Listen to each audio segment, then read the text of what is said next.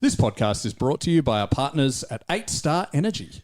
8 Star Energy, a clean energy company leading the future of portable and renewable energy. To find out more, follow them on Facebook at 8 Star Energy. I want attacking purposeful football all the time. Now we're going to have backs against the wall and we're going to fight, and we're going to fight hard. You've got to show me all the guts and all the determination you've got in your body. You've got to inspire me. A marvellous kick. That's as good as you'll ever see. And puts player back in front.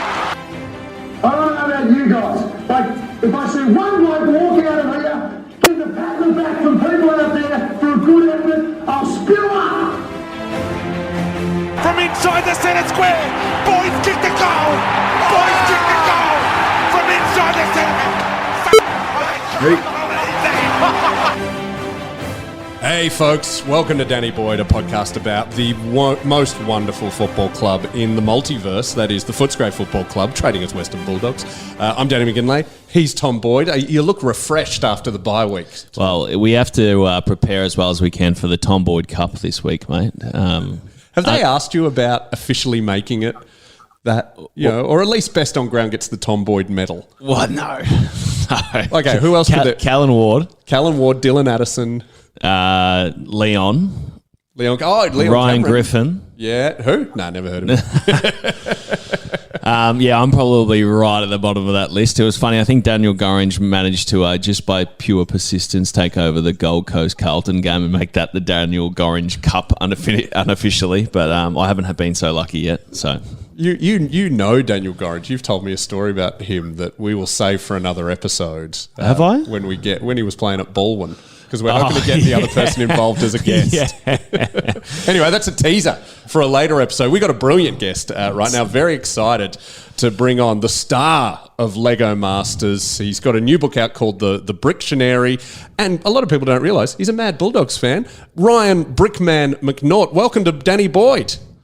Oh, thank you very much for having me. And don't forget Sam Reid either, the Sam Reid Cup. Right. Well, Sam Reid is one of the most interesting stories in football as Bulldogs, Giants, delisted, work at the club, train with the boys, redrafted by the Giants, and then has like his best final 4 years of his career in the second stint of the Giants. Oh, wow. A massive journey, and type 1 diabetic, massive proponent for that. So, yeah, good man, Sam. Very good man. It's so weird in a sporting vernacular. If you say type 1 diabetic, it's like, yeah, mate, he's in the elite. He's in the Champions League. I think it's type 1, isn't it? I've no idea. Oh, it's the one which is genetic, I think. It could be. I know nothing. I think it's the one Paddy McCartan has as well, and it's quite difficult when you're a footballer because you're burning so many calories, or an athlete, and you're trying to keep your blood glucose at the similar level. And it's just tough for life generally. But yeah, what diseases have you got, Brickman? Well, I've just got over COVID, so does that Congrats. I guess, look, it's funny, the family had it months and months ago and I managed to avoid them, but for some reason, I actually came back from the UK, so I've got Royal Jubilee strain, if that counts. There you go. So, congratulations. I've got the Royal flu. Why were you over in the UK? Are you a staunch monarchist and went over or was this Lizzie's request? She wanted a Lego Buckingham Palace. No, there was definitely no royal ties. Just over there for work. We've got an exhibition over there, so just happened to be over there doing that, and got the ultimate gift, really, from I England. would say the funniest part about that statement was that you didn't say that you managed to stay away from COVID. You said you managed to stay away from them being your family. So good on you. I appreciate that sentiment. How old are you? Do you have kids, Brickman? Yeah, twin boys. They're 14 going on 26. Oh. Man, 14, because you were always, pretty well known in Lego circles, but due to a certain TV show have exploded into the public eye. But 14 is just at the age where my mate has a phrase about his teenage sons that, they're loving little boys, and then around 12, they go over the dickhead horizon and they'll come back. But 14 is right in the... But you becoming a lot more famous coinciding with that, has that worked in your favour or totally against you? Total opposite. I'm the uncoolest guy you could ever possibly imagine, but that's okay. That makes you, when you drop them off at school, honk the horn a little bit longer, just give them a little bit longer of a wave, all of that kind of stuff. So, yeah. Oh, I can't wait to embarrass my daughter. Oh, it's right on the horizon. So if you didn't know, Brickman, I have a 2-month-old at home at the moment. And that is his, by the way. He didn't just steal it. yes, she found her way into the home. I'm very much looking forward to her being 4 or 5 or 6 or 12 or 14 and really being able to embarrass her in front of all of her friends. It sounds awesome. What I would say is you've got to enjoy the now because, I actually don't remember the first year of their existence at all. Just a complete blur as a parent. So I reckon you've got to probably suck up the now and enjoy the now while you can. I'm surprised you're even here with us and not asleep on the couch somewhere, to be brutally honest. I moved. I actually had to do an interview this morning on RSN with our great mate, Mark Stevens, who's now the producer over there. Oh, is he? Yeah, for Half and Whitey. And to that point, at about 3 o'clock this morning, when the screams lasted a bit longer than they normally do, I was like, Anna, I've got to be up at 6, so I'm going downstairs. So hence why I'm here today. That's the only reason. Yeah, twins is nuts. Are your boys into the Bulldogs, to bring it back onto our proper subject? All right. Well, this is where the news turns ugly, I'm afraid. Yeah. So what happened was there was a bet made. So my ex-wife, who's a very passionate Hawthorn member, I know, yeah, and they were born in 2008, and the bet was that whoever's team won the flag first, right? Well, they had 4 chances. I know. In 2008, this bloke called Buddy Franklin, whoever he is, decided to go bananas, and the Hawks jagged it. Is he the guy who works for politics? That guy, the model for politics, is that him? Oh, yeah, right. Not in politics, for politics. Yeah. Vastly different conversation. That's how Boydie describes the new Prime Minister, the guy who works in politics. No, works for politics. Works that's for even politics. Better. Man, that's heartbreaking, Brickman. Is it? Like, I do know a lot of families who have this. In fact, I've got a very good friend, a couple. She's Richmond, he's Geelong. She was pregnant during the 2020 grand final. Right. So add to the stress of being in lockdown, your team's in the grand final. They were playing for the child's allegiances. Wow. And Nick Floston got knocked out in the first 5 minutes. Yeah. And to this day, he reminds me, I had more tackles than 15 of the Geelong players in the 7 minutes that I played. And are they heavily into footy, your lads?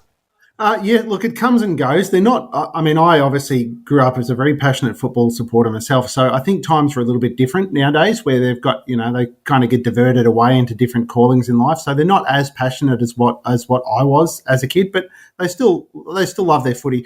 It's not like me. I'd sit down on a Friday night and go, oh, who's playing tonight? What's tonight going to be like and seeing that. Kids really aren't, well, my kids at least aren't really like that. They're just like, unless it's the Hawks or the Dogs or whoever, someone interesting playing, forget it, Well, so what is your journey, Brickman? Or why are you supporting the Dogs? Family, or where did you grow up? What's the sort of Dogs journey for you? Yeah, well, there's a little bit more controversy here. So my dad is a very passionate Carlton man. Grew up in Bendigo, so very much the Carlton zone back in the days when they had zones, Correct. Of course, for recruiting. That's all right. Boydie's a Carlton fan, so it works out well. Very passionate Carlton fan. They grew up in an Essendon zone, actually. Oh. There you go. And so Dad used to actually drive the bus for the Carlton supporters group to Princess Park every week. Wow. So on that bus, I was subjected to Mark McClure's mum, Rod Austin's mum, all of these Carlton players' families would be on this Bendigo bus. So I had no choice but to be into Carlton. But in 1985, my mum and all her side of the family are all Footscray or Bulldog supporters.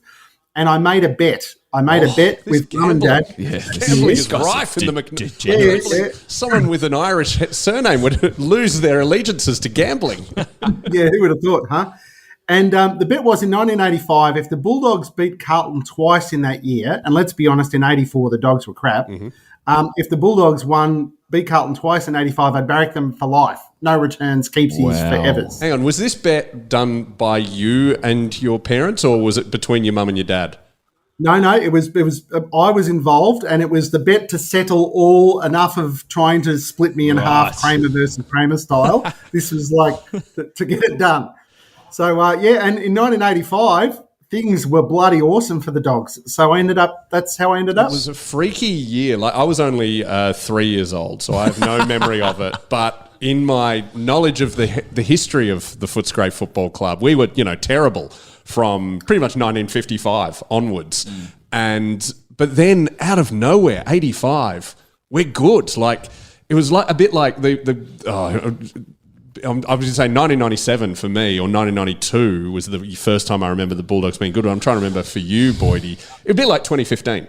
For the Bulldogs? For the Bulldogs. No, well, I remember the sort of 08, 09 prelims, them sort of coming on the scene then. 06 was the year that we suddenly went, oh, hang on, I was probably the biggest general football fan in that era, because once I got to like 2010, it was like, now watch the game to try and learn something, whereas before that it was just cheering the teams on that I loved. And to your point, Brickman, I was the kid who watched probably 6 games of footy a weekend. I watched the locals, halftime in the Rezzies so I actually went down in the morning, watched the 18s, go home, grab some food, salad sangers or chicken sangers or whatever, go back for halftime at the 2s, watch the 1s, there after the game to watch the highlights of the games in the AFL, then go home, watch mate, I was crazy. I watched it all day, every day. So and now look at him. I can't even get him to watch a match. Oh, I can watch some matches. Funnily enough, Brickman, they've been asking me about this Jason Horne-Francis, who I called Jack, I think, about 5 times before I realised his name was Jason. And they're trying to get me to give insight into, oh, mate, what advice would you give him? I said, well, firstly, I haven't watched him play a single second of football, so pretty bloody hard. And then, as it so happened, after I agreed to do this article that came out today or yesterday, on the weekend... What article are you doing? I did it for The Code, which is like a... it's the new Herald Sun Sport. No, well, they're not... I don't think... I thought it was Murdoch owned. Maybe, but they're definitely not part of, because they're different to The Sun. They are, but I think it's owned by Murdoch. Whatever. Doesn't really matter. Play on. So I did it, and... What was the article? It was about basically the challenges he's having on the field. It's sort of second year, or I think like a number one from an elder statesman number one pick chatting to a younger one. No, well, that's what I said. I'm not giving him any advice because I don't know what the hell I'm talking about, and I'm also not in the game. Like, don't follow my journey. It didn't work out that well. I argue that call, but anyway, that's okay. Anyway, so then my first foray into anything related to him was on the weekend. My dad had the radio on in the garage down at Anglesey, and all I hear is, oh, he's just playing terrible. He's, body language is rubbish. Oh, bang, he's hit him downfield. He's going to get weeks for that. And then he gets suspended 2 days later, and that was it. So, mate, it's, yeah. But there seemed to be an absolute storm in a teacup being brought up that Todd Goldstein was sort of yelling at him, or at least giving him advice at one of the quarter times. Now, but that's pretty common on a footy field, players yelling at each other, isn't it? Yeah, I think the number one pick comes with a lot of extra eyeballs on you, and it's so stupid, right? Josh Kelly was number 2, and he was a superstar, and he was always going to be a superstar for me. I mean, at least in my year. But yeah, look, I've been yelled at by plenty of senior players. I think it's just when you demonstratively do it on TV after they've been talking about you and you're the ruckman, they're probably yeah. But he didn't know what the commentators have been saying. It is a ruckman. Well, they'd know, but he'd know what the conversation was leading up to the game.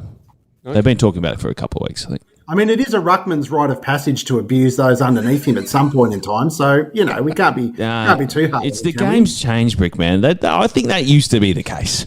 Ruckmen are the bullied class these days. Here we go. There's none of them left. Then the third man up rule came in, which I loved. But in terms of preserving ruckman, we got rid of that. And now they just get abused by all of the midfielders for not hitting the ball to where they want it. Mate. And then they're expected to defend. Defend? Yeah. They're 6'10". Let them hit the ball around, take a couple of grabs, try and kick a couple of goals. Well, I'm reading between the lines here, and Brickman, I'm guessing you played footy in Bendigo in the late 70s, early 80s. Yeah, I dare say he got yelled at by a fair few ruckmen and probably belted a few times as well. What position did you play, Brickman?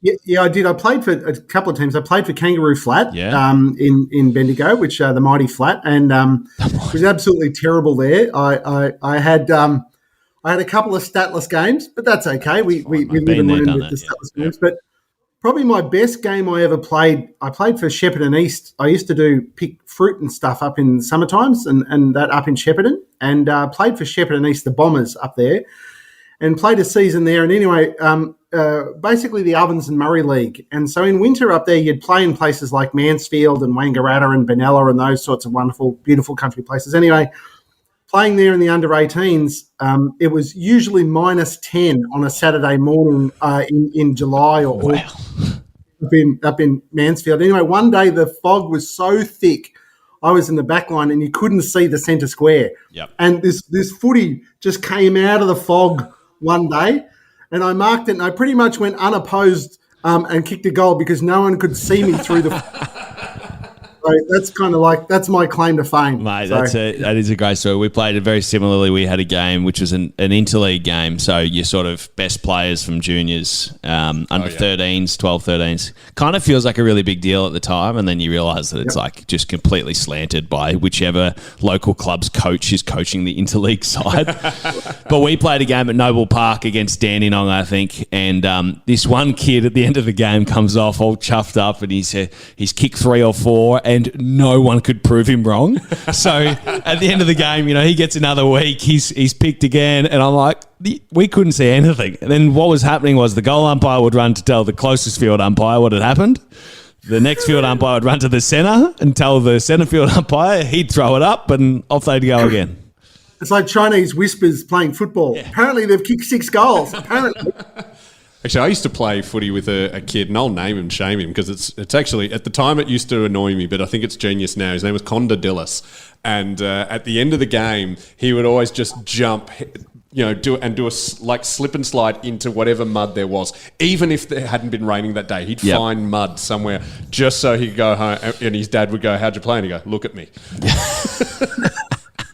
Well, too many experiences playing on those turf wickets that they have at all the sub-district cricket grounds in the AMOs and in the VFL. My strategy was vastly different. If I could avoid that mud by any cost, I would do exactly that, because after running through it twice, it'll get all sticky on your boots. I wouldn't be able to kick. I wouldn't be able to run. I'd come off looking bloody clean as a whistle. We had I always remember playing on a field once, and there was like a sprinkler system, but it had a big metal cap on it. Yeah. And I literally fell on my knee onto that. Yep. And just bashed it up. I couldn't play for the rest of the game. When did you come down to, I presume you're in Melbourne now, Brickman? When in Melbourne now. Moved down basically after high school. Like most things, you come to Melbourne for a career. You end up, coming to the big smoke. And my first job out of school is I worked for Ansett, the airline back in the day. And so, not much of a career in airline work in Bendigo. So I ended up in the big smoke. Yeah, true. Fair call. Yeah. What were you? Were you a trolley dolly? You're a nice guy. I could see you doing that. No, I've got a head for back office. No question about that. So I was in IT. I was in IT. But the cool thing about Ansett was they gave you the traineeship is you would work in different departments for many months, sort of over a year, just to get like a feel of the business and stuff like that. So I actually got to enjoy lots of different sides of it, which was awesome. Even flew a couple of planes. Yeah, that's what I was saying.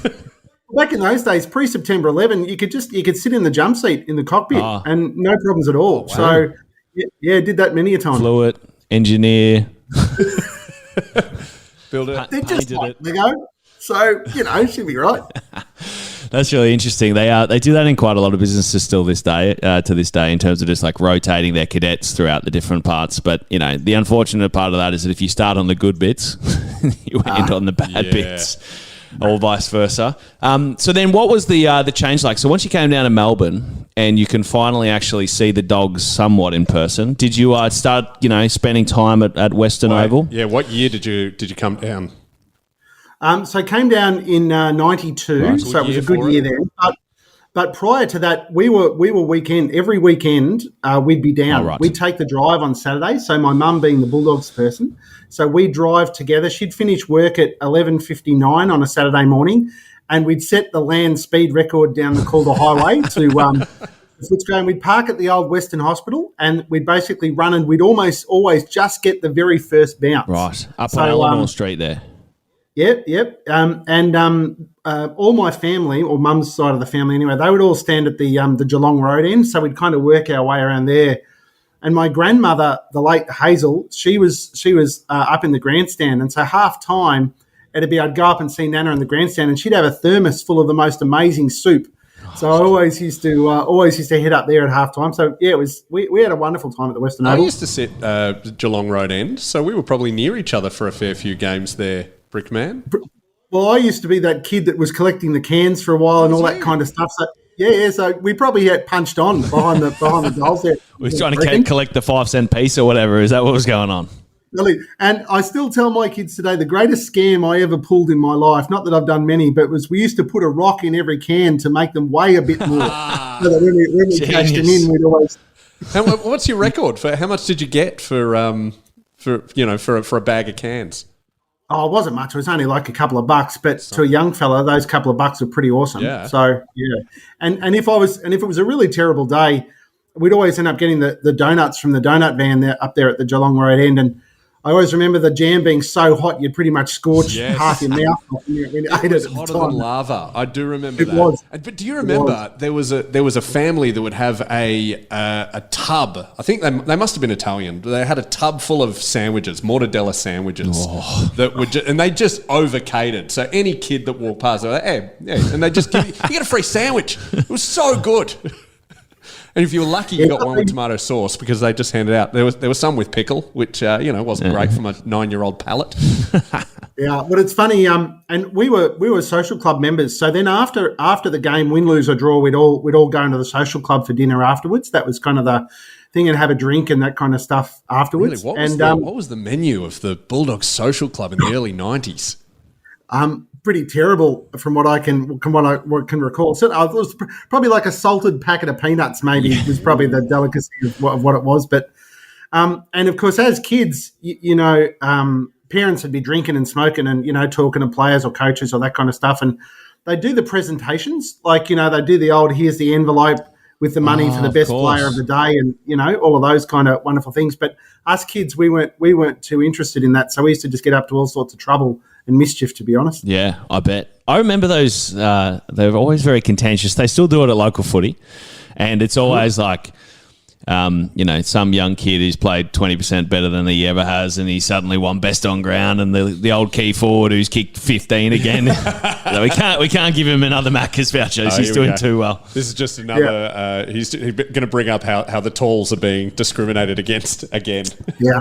Well, if I can share one story from the social, it sticks out, and it is. I do have to make an apology for this because my dear late Uncle Rick, who's since passed away, it involves him. He was a mad Essendon man, like Bombers to the core. And of course, whenever we play against Bombers or whoever, you'd bring the family members or whoever into the club, because it was our home game. And what he used to do is a bit of a trick to pull the ladies.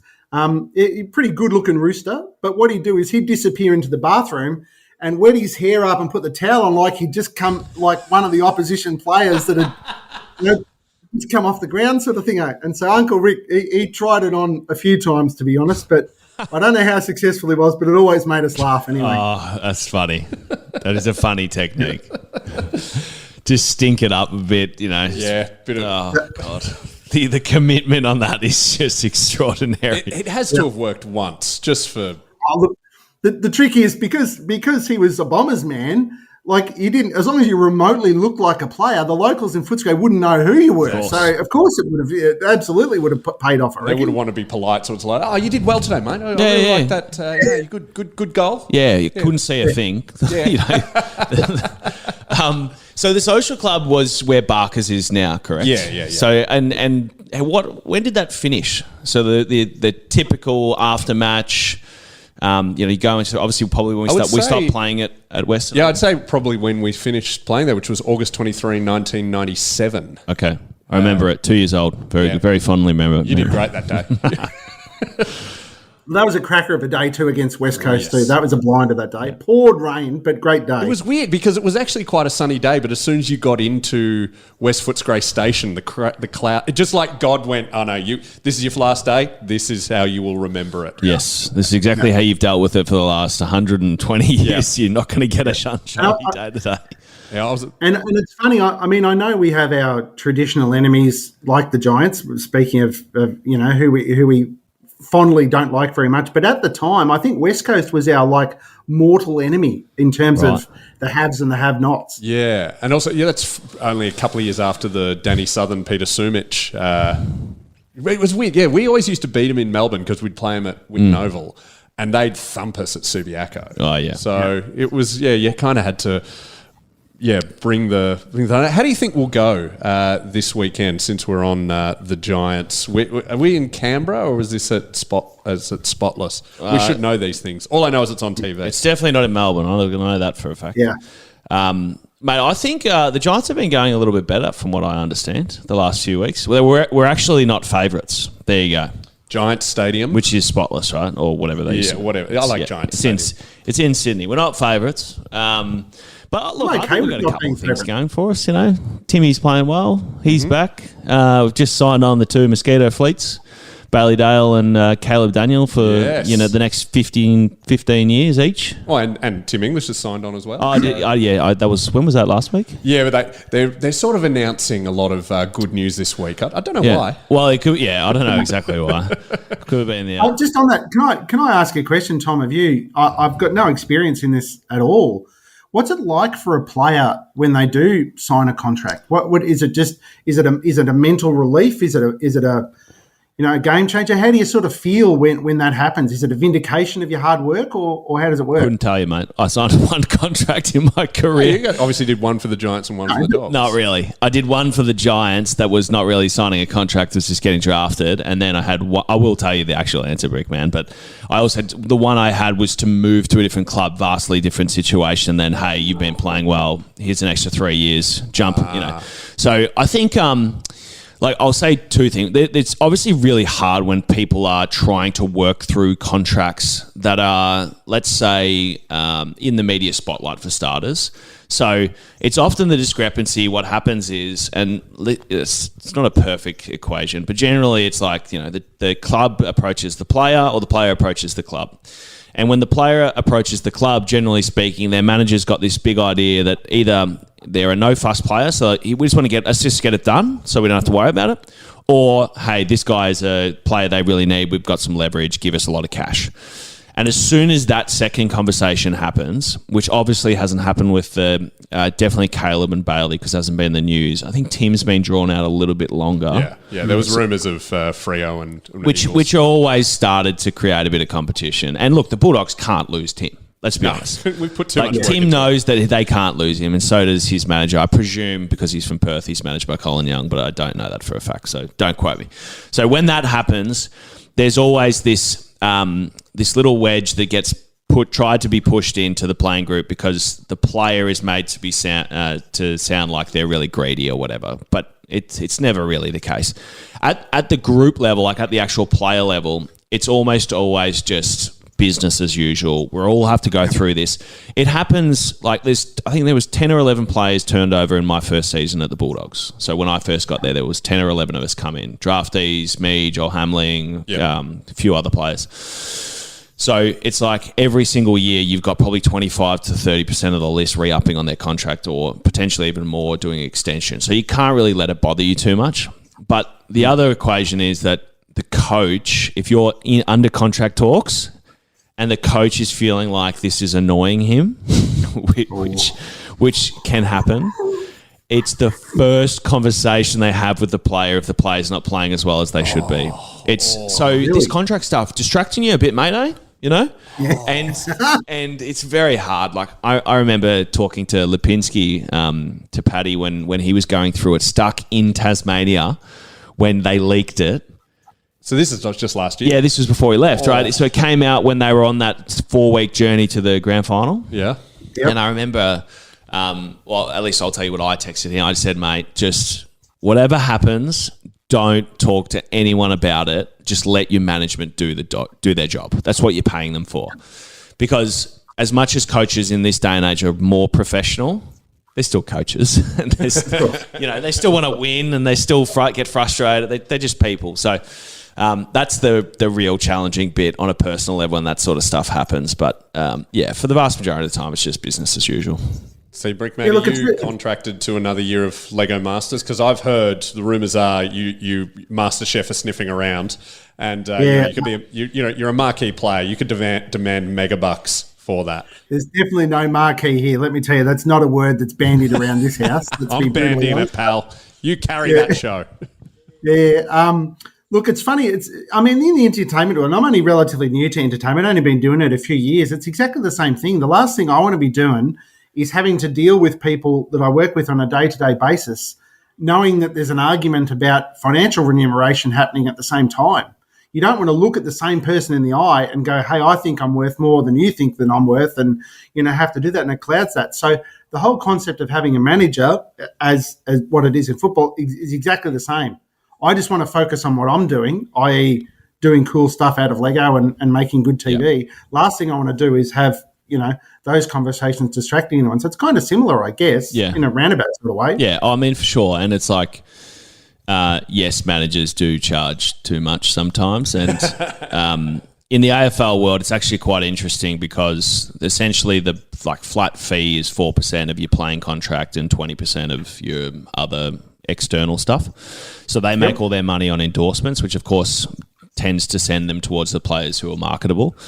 Of course. But for many players, that 4% just goes to, a phone call once a month. That's about it. A free lunch every now and again, and then every 2 years they just renegotiate their contract for them, and then they just keep going, which is why there's all these, there's rules around, big talent agencies not having a monopoly on their total playing list, and all that sort of thing. So it is a funny world. Did you watch Brickman? Did you watch that show they put up on Stan? I think Show Me the Money about the player agents. Oh. No, I haven't seen that. That sounds interesting, though. It about sounds a trade interesting. period, right? It's about a trade period. Yeah, it's really not. It's so... It makes you... they all just seem like the dodgiest real estate agents you've ever... You're going, oh, this will be interesting. And it's like, I hate all of you. Yeah. Shameless plug. I've got a book coming out August 2. Nowhere to Hide, it's called.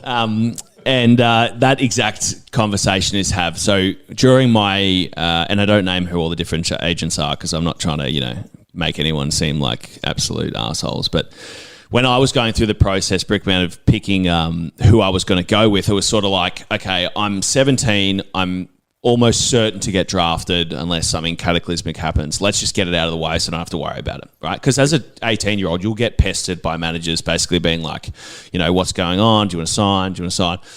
And I interviewed with basically 4 different companies, and everyone was gradually better. And I ended up going with Liam Pickering and James Pitcher, who I still am with today, 10 years on, or whatever it is, almost 10 years. And one of the 3 that I'd met with called me up afterwards, still 17, by the way, Christmas holidays, I'm about to go back to school for my year 12, and I've done the right thing. I've called every one of them and said, I'm going this direction, I'm not going with you. I'm going this direction, I'm not going with you. One of them had the nerve to start accosting a 17-year-old, being like, mate, why would you go with them? They've got all these stars. You're not going to get any attention. I think brilliant. You're making a massive mistake. And me and Dad, I'm just sweating, just freaking out, right? Because again, I'm like, what did I why am I in trouble? What did I do? 17-year-old kid. Yeah. And I never spoke to the bloke since. But anyway, that's all good. Are they still in the game? Probably. I don't know. It's a shame. I don't know. You always like to hear that they end up, But it's a really uncomfortable position to be in, and you're not trying to disappoint people. And then the other great thing, Brickman, this is what people forget: managers work for you, not the other way around, and they will try to convince you that you work for them. It's not the case. You pay the bills. Just follow which way the money flows, and then you work out who's employing who, and it's all very simple. Totally. Yeah. Yeah. All right. Brickman, the main reason I got you on is even before I knew you were a Bulldogs fan, although I had, before you became the TV star that you are, and I know you don't like terms like that because you're a humble guy, but Superstar. Well, and I'm going to go proper hyperbole here, but I genuinely mean it. You did create what I think is the greatest work of art in Australian history which was on display at Myer Toys in the city of Melbourne. It's been moved into storage, but they got to bring it back. It's a Lego MCG on grand final day where the Bulldogs are thumping Collingwood, and it is perfect. It's a proper fantastic scene. There are I could stare at it for hours because you have put in so many 1% jokes in there. There's a full crowd in the stadium as well. How big is this thing, Brickman? Give us a bit of lay land. And how long did it take? What was the journey to making up this finals affair when we could have just done our actual premiership maybe a few years? He made it before. That's right. I figured. Yeah. So did you make it just so you could see what it was like to see the Dogs winning on grand final day? Well, so firstly, it was just under 2,000 hours to put together, but I'll preface that a little bit because privilege of being the boss, when you have underlings underneath you can get them to do the shit jobs, right? So like the making of the 5,000 little people, not this black duck, no chance here. So I was a little bit smart on that, but it was late 2014 when I made that model. Oh, dark time in our footy club's history. Yeah. So it was well sort of prior to we thought we'd had a shot at it, But in that there was a lot of hope. There was Stringer, Bont, Dalhouse, all of these young kids basically full of hope. I believe, and you probably remember better. I believe Jake Stringer's kicked 7 goals in the scene. That's what I put in there, and I think the Bont got a few and Dalhouse got a few as well. And I think we were winning by like 130 points or something as well, so that helps a lot, of course. But one of my favourite jokes is the fullback for the Bulldogs has brought out a deck chair and is reading a newspaper. Yep. That was Brian Lake back in the day. Yes. So, of course, he often bought a deck chair even when it wasn't grand final day. Or when the Bulldogs weren't going that well, might I add. Totally. So, and of course, all those things, being a person that loves to put little jokes and Easter eggs and that kind of stuff and, very passionate about the Western suburbs, I had to put all those little jokes in, the little Franco Cozzo jokes and of course.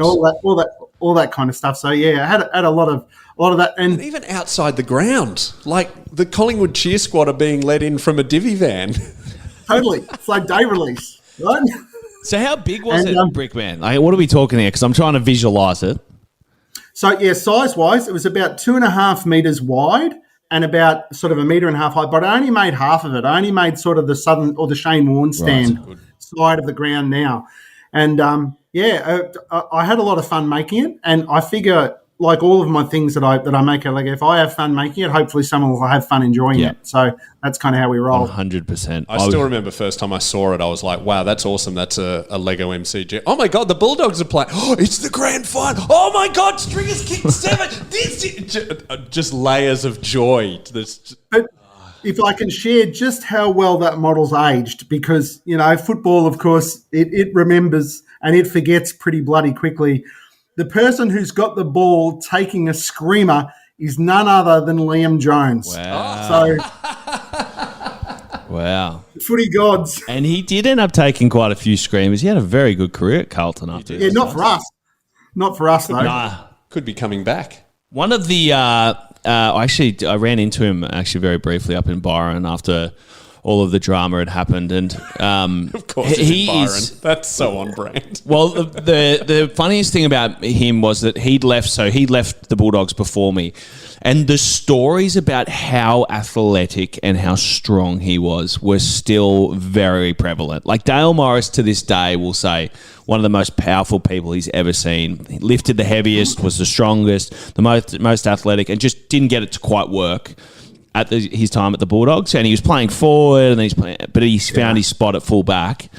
So, it's funny how back. There's rumours he'll come back once the vaccination restrictions are taken away. But anyway, he is. I wish him well. I think he's done very well for himself. I think there's 2 projects we need from you, Brickman, if you feel like you're spending 4,000 hours. Well, he's got underlings. I didn't know you had underlings. I thought you... How do you... So did you... He didn't say he had underlings. He does it all himself. Oh, of course. Brick by brick. No, I'm not one of those claim everything. No, I've got quite a team underneath me. I actually got a team of about 25 at the moment, we're quite big in our workshop. So how do you just start a company making Lego for corporate events? Someone has to do it, right? You think about all the Lego stores that are around, all the big exhibitions that are around everywhere. Someone's got to do it. So I figured it may as well be me. Well, coming from Danish heritage, mate, I'm very proud. I've been to the Lego factory. I know people who work there, and I know people who've built stuff now because I met you. Yeah. The two projects I want to see is an updated version of the 2016 grand final. Mm-hmm. And an updated version. So at what, with the Bulldogs and the Swans. So Buddy's just been tackled by. Yep. Dale Yeah, Morris. that'd be good. I mean, I can't ask for that, but wink, wink. Yeah, that'd be good. No, I'm actually look. Can I offer an alternative go ahead. suggestion to that? I'm thinking it's Tobias on giving you the hug. yeah. I reckon that's the moment. Yeah. I did because right underneath Liam Jones taking that screamer is I assumed Ryan Griffin back then because it was 2014, but just a player with 16. I did zoom in once, take a photo and send it to Toby, going that's Lego you. It's a bit. Don't hard tell him to it was. Sorry, go ahead, Brickman. No, I was going to say, don't tell him it's Ryan. Whatever you do, good lord. It's a bit hard to really express in Lego, I think, the Shane Biggs never forget, unless you had like 15 players just like bowled over behind him as he's just tackled and chased. Yeah. The Liam Picken, Billy the Kid moment, taking that huge screamer, hang time. That's a pretty good moment too. Actually, the wall of Biggs, I reckon there's legs in the wall of Biggs. That's what I was thinking. What I might do in that pocket when he did that, I might just make 7 Biggsies and just have him doing like multiple things at once. You do what you do, because I was thinking the other way. Let's just make 15 Swans players just knocked over on the ground. But you're right, the 7 Biggsies would be better. The other thing is that it won't be now, but in the future, what will the brand new MCG actually look like now that they've released the plans for the $1 billion upgrade? Because they've got artist mocks, and it'd be very cool to see what it actually look like in Lego. Look like spaceships. Yeah, it sort of keeps the character of the old stand underneath, but it sort of provides like that futuristic bit up top. And by the way, we're looking at a computer-generated image here. Once the 4 million seagulls sit on it for a while, it'll start looking a bit more real. Well, I mean, we need to be careful here because we don't want the gentrification of a sacred place like that. This is the ground of the people, right? So we can't have it too corporate-y, We can't have too many... MCC's not corporate-y at all.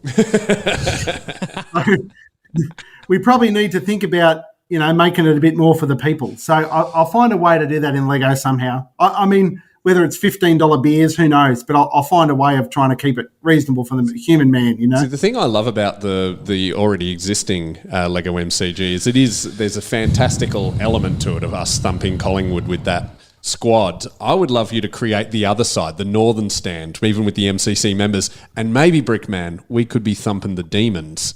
And so you've got all of the Olympic stand side. That's all filled with happy Bulldogs. And the MCC, there's just some dour toffs.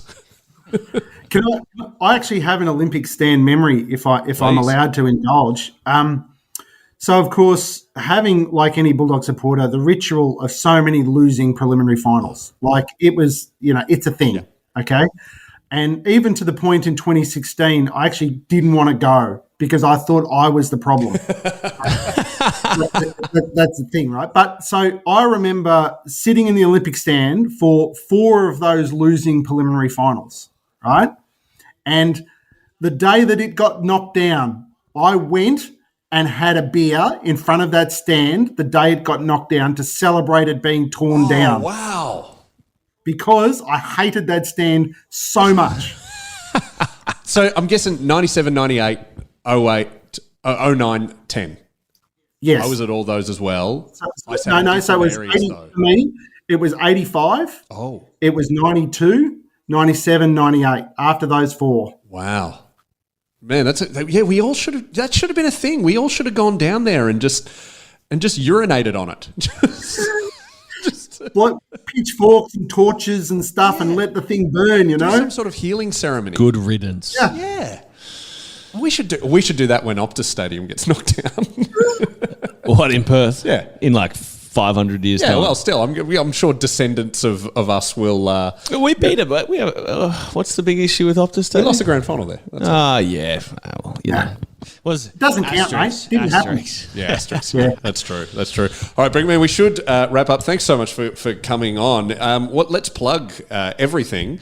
Obviously, Lego Masters is on 9 now. If you want to get involved. Yep. And depending on when this airs, Hamish Blake and the show are up for a Logie. So if you get a chance to vote for the Logies. That's true. But you may be up against what category are you in? Best entertainment show. Okay, is that up against Have You Been Paying Attention, who I work for? Potentially, sorry. I think you guys should make a bet. Because I also work for Front Bar, and we're up for Best Current Affairs Show. We're up against Four Corners. Big Mick sipping a beer against Four Corners. Yeah. That's awesome. It's ridiculous. Can I ask you a question? How many times has Lee Sales been on the Front Bar? A couple. Yeah, we get her on. She's up for a gag. But yeah, no. Vote for Lego Masters. Vote for. Well, I'm also friends with Tom Gleeson. Vote for whoever you want. It's a democracy. Actually, Brickman, are you up for anything? Can we vote for you? No, Hamish unfortunately. is a Demons fan, so he has no. Don't vote. He's won enough. Yeah. Jeez, that plug really got derailed. Sorry, mate. Sorry. Where the Don't ladies vote for voting me. is open. Vote how you may choose. Yeah. And they close Saturday. This is coming out tomorrow, Friday. We recorded this Thursday. And by the Brictionary. Oh dear. By the What is Brictionary? it? Yeah, by all means. What is it? Go on. So it's basically the A to Z of cool Lego things. Oh, yeah. So give it to the family and to the kids, and they can make incredible things and hopefully be inspired to do awesome stuff. Available in all good bookstores.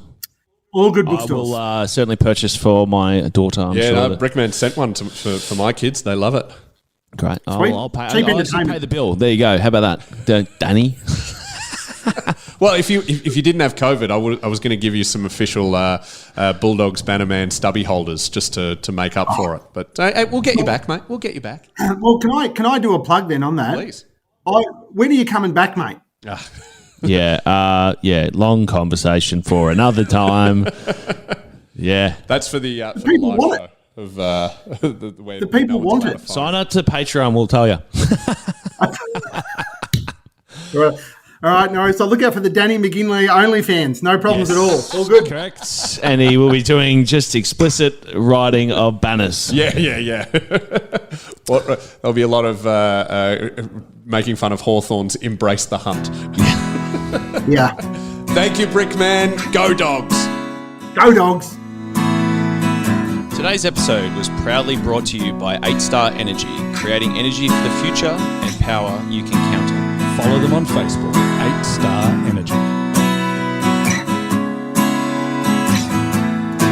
I gave my childhood to that roar of the red, white and blue sea, and the knowledge that you had two loves, the Bulldog boys and me.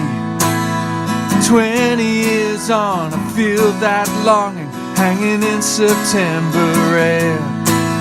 But the reason I go every week is to pretend you're still there. And they will find the glory one day, and I will throw it at your feet. It's a long, long road they're running for you, the dogs of Footscray streets.